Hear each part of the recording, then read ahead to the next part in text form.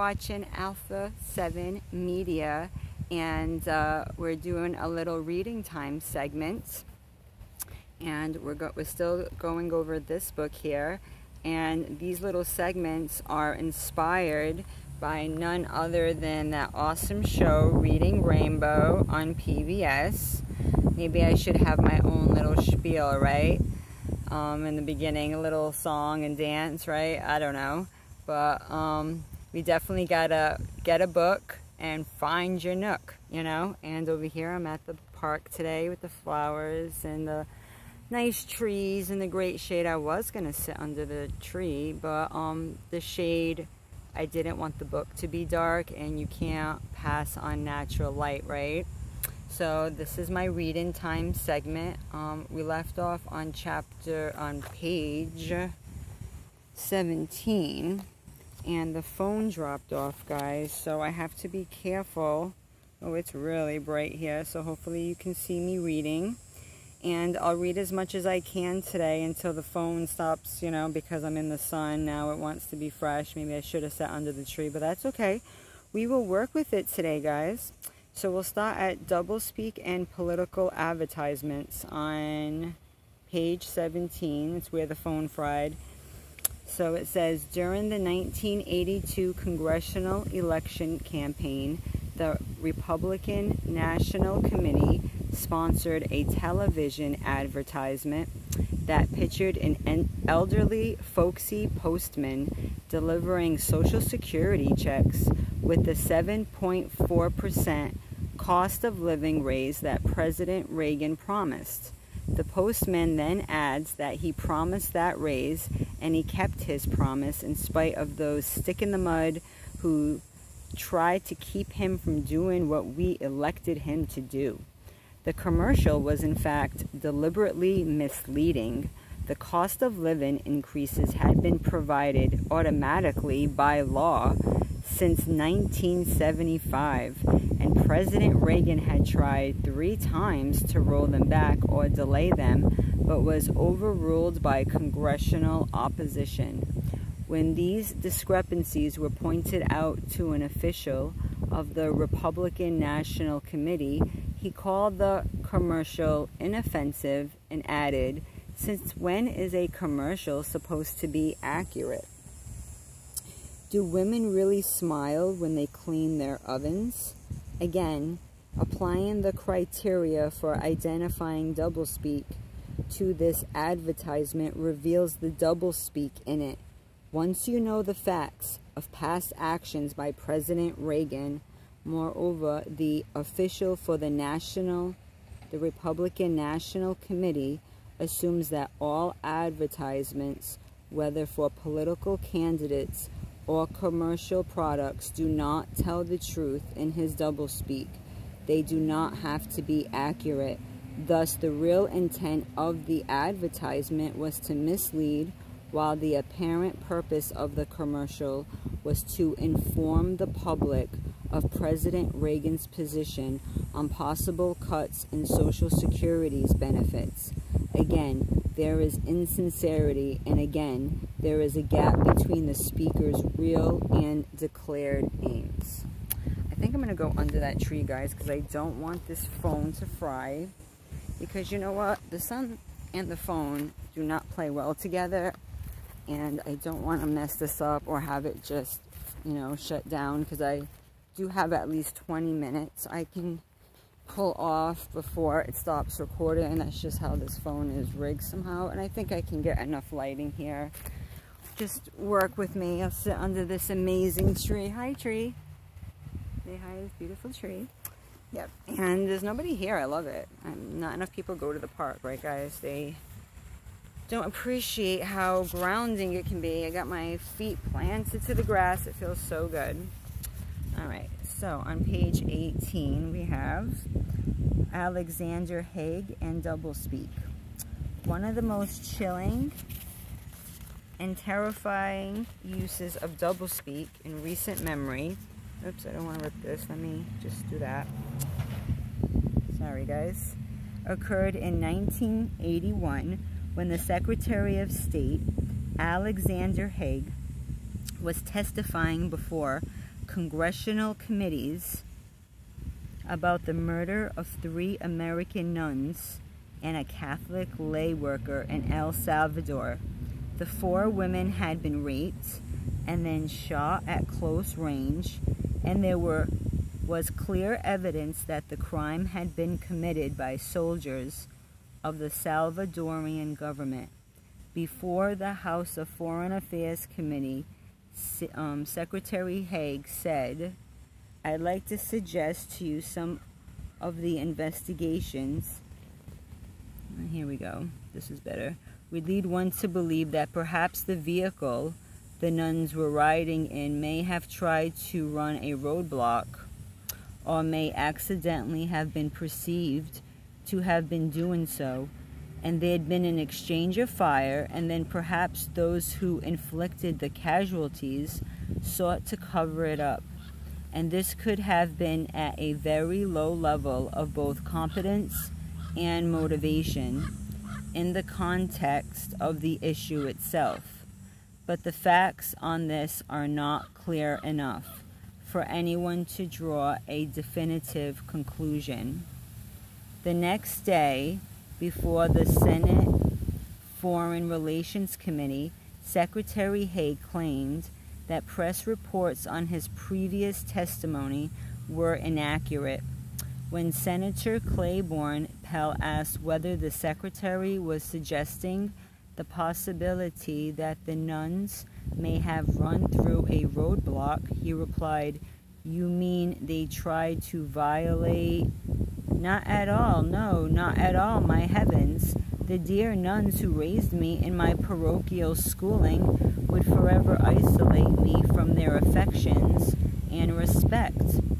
Then Senator Pell asked Secretary Haig, "Did you mean that the nuns were firing at the people, or what did an exchange of fire mean?" The secretary replied, "I haven't met any pistol-packing nuns in my day, Senator. What I meant was that if one fellow starts shooting, then the next thing you know, they all panic."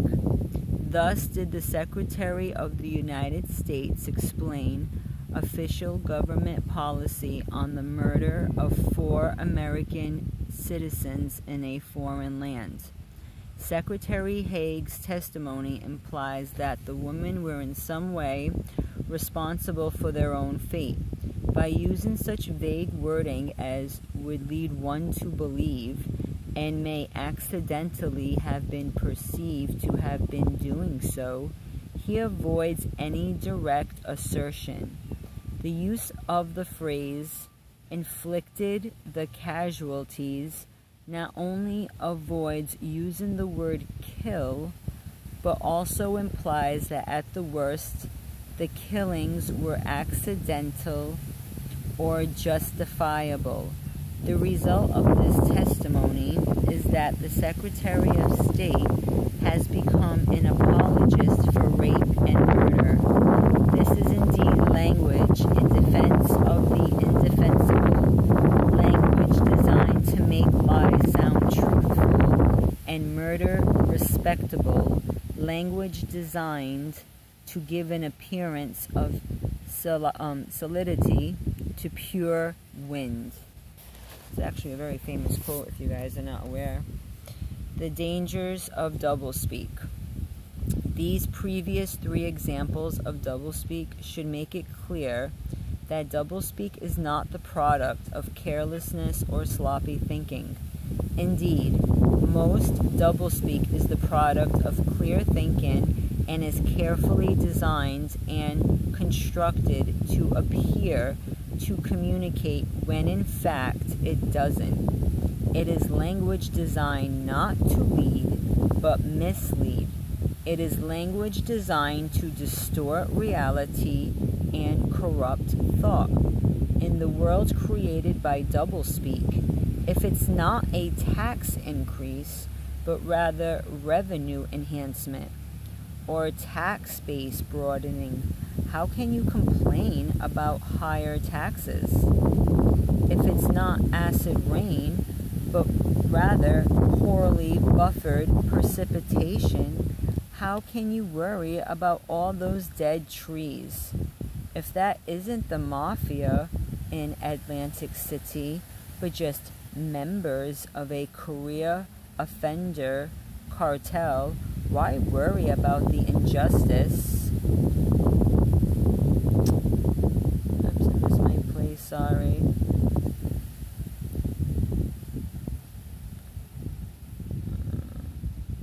About the influence, I'm sorry, I had a notification.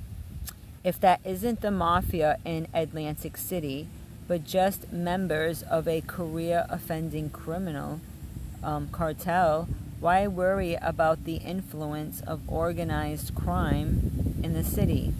If Supreme Court Justice William Rehnquist wasn't addicted to the pain-killing drug his doctor prescribed, but instead it was just that the drug had established an interrelationship with the body, such that if the drug is removed precipitously, there is a reaction.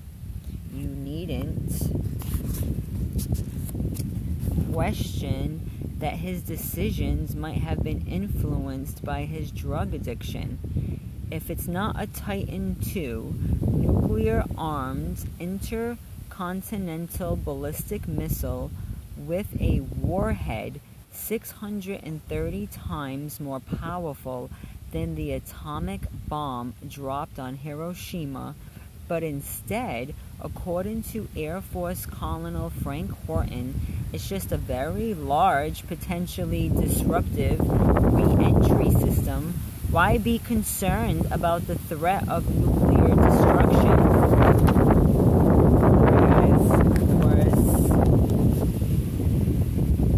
There we go. Let me just clip it. Little small interlude. Sorry. Right here. Let's start again. If it's not a Titan II nuclear-armed intercontinental ballistic missile with a warhead 630 times more powerful than the atomic bomb dropped on Hiroshima, but instead, according to Air Force Colonel Frank Horton, is just a very large, potentially disruptive re-entry system, why be concerned about the threat of nuclear destruction? Why worry about the neutron bomb escalating the arms race if it's just a radiation enhancement weapon?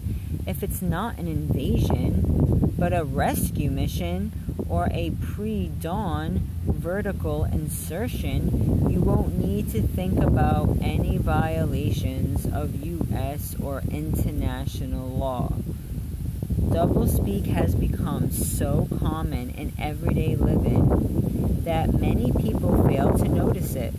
Even worse, when they do notice doublespeak being used on them, they don't react. They don't protest. Do you protest when you are asked to check your packages at the desk for your convenience, when it's not for your convenience at all, but for someone else's? You see advertisements for genuine imitation leather, virgin vinyl, or real counterfeit diamonds, but do you question the language or the supposed quality of the product? Do you question politicians who don't speak of slums or ghettos, but of the inner city or substandard housing where the disadvantaged live, and thus avoid talking about the poor who have to live in filthy, poorly heated, ramshackle apartments or houses? Aren't you amazed that patients don't die in the hospital anymore? Aren't you amazed? I'm sorry, I read that again. That patients, yeah, we did that. It's just negative patient care outcome. Yeah, they don't die. That's what they call it, right, guys? Negative patient care outcome is what they use when people die in the hospitals. Deep. Doublespeak such as that noted earlier that defines cab drivers as urban transportation specialists elevator operators as members of the Vertical Transportation Corps, and B, and automobile mechanics as automotive internists can be considered humorous and relatively harmless. However, when a fire in a nuclear reactor building is called rapid oxidation, an explosion in a nuclear power plant is called an energetic disassembly, the illegal overthrow of a legitimate government is termed destabilizing a government, and lies are seen as inoperative statements. We are hearing doublespeak that attempts to avoid responsibility and make the bad seem good, the negative appear positive, something unpleasant appear attractive, and which seems to communicate but doesn't. It is language designed to alter our perception of reality and corrupt our thinking. Such language does not provide us with the tools we need to develop, advance, and preserve our culture and our civilization. Such language breeds suspicion, cynicism, distrust, and ultimately hostility. Doublespeak is insidious because it can infect and eventually destroy the function of language, which is communication between people and social groups. This corruption of the function of language can have serious and far-reaching consequences. We live in a country that depends upon an informed electorate to make decisions in selecting candidates for office and deciding issues of public policy. The use of doublespeak can become so pervasive that it becomes the coin of the political realm, with speakers and listeners convinced that they really understand such language. After a while, we may really believe that politicians don't lie, but only misspeak, that illegal acts are merely inappropriate actions, that fraud and criminal conspiracy are just miscertification. President Jimmy Carter in April of 1980 could call the aborted raid to free the American hostages in Tehran an incomplete success, and really believe that he had made a statement that clearly communicated with the American public.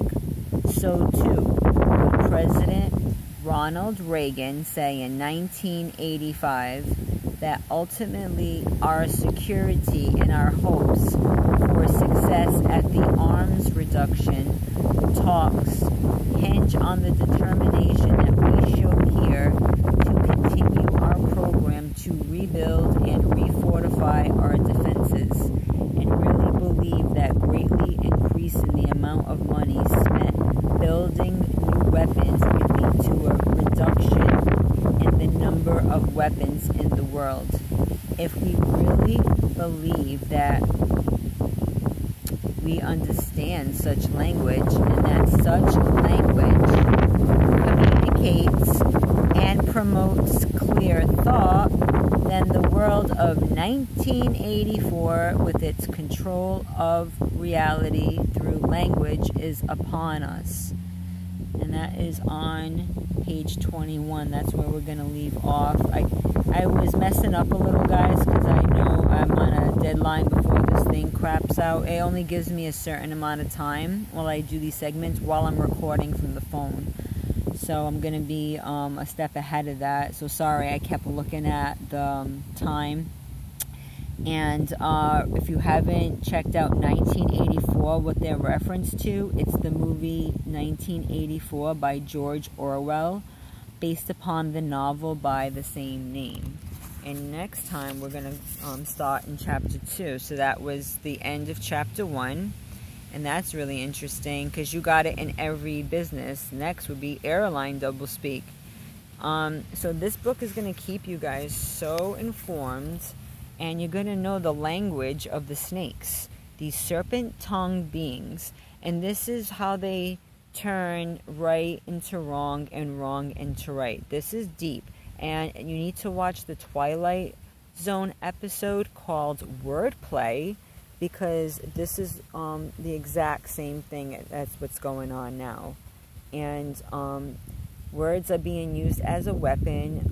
Words have vibrations. Everyone's talking about vibration. Well, words have vibrations. And words, when you flip it over, it says the word sword. And yeah, words can cut. Words will mess you up. And this is proof of what the Bible says too. Like, woe to those who call evil good and good evil. Because there's a lot of evil being done, but it's all been renamed, guys. And you're not going to regret getting this book. And if you can't, well, I'm here to read it to you. That's fine. It's going to be a lot of clips. Sorry. You know, I do other types of videos, but I'll read this to you. And I have a lot of other books I'm working on. And so I have no problem doing this for you guys, you know, for my true spiritual alphas who care about the right thing in this world and learning about the truth, you know. So check me out on this channel. I'll keep some more videos up. Just a disclaimer, I am not affiliated with any other Alpha 7 media channel by the same name, because apparently there are others, but I didn't know that. Whatever, that's okay. And when I use the term alpha, it's the person that stands up and is a leader and leads people to safety, which is what I'm trying to do right here. So I'll keep you guys focused on this book until we finish it, and then I'll start up another one, because I got a lot of cool books and I don't mind reading it to you guys. It's good practice for me with my language skills. You know, it really is good practice, guys, to have a book, find your nook under a tree, you know, like this beautiful tree. If you have children who have communication issues, or adults too, a lot of us have signs of autism and stuff like that, you know. Not to be fresh, but it's true.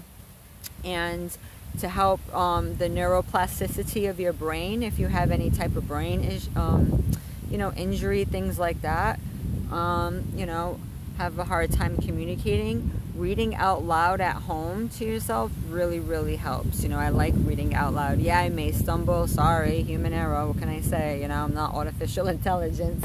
I'll do my best. That's why I like to read slow, and I rather do shorter clips and lesser pages and read slow. I don't want to read it too fast, because that's how you'll get all jammed up.